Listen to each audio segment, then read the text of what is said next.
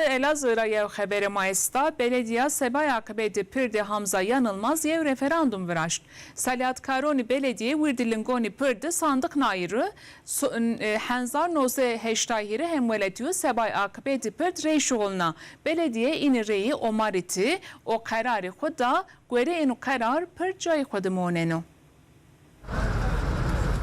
Gelo pirdi Hamza Yanılmaz Haripiyeno yani Haripiyeno.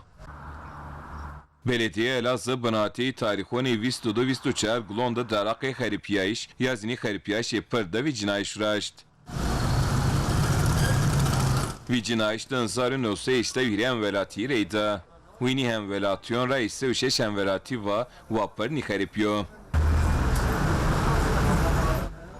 Belediye Elazığ zino talebi envelatiyon grot dikkat. Uva pirde Hamza Yanılmaz ni xaripiyeno. Esnaf iki normali pırdı Gurekkeni kararı belediye ra memnun mendi.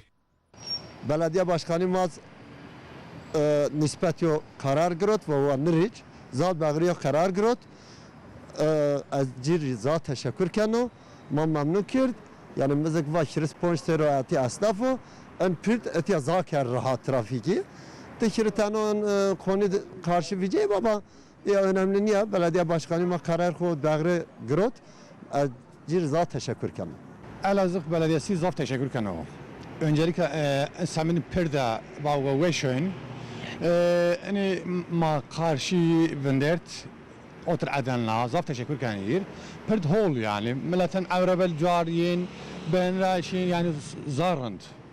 Eğer yolçan habitken esnafı işine namo diye itiraz ke ama tekrar başkanı zaf teşekkür keno.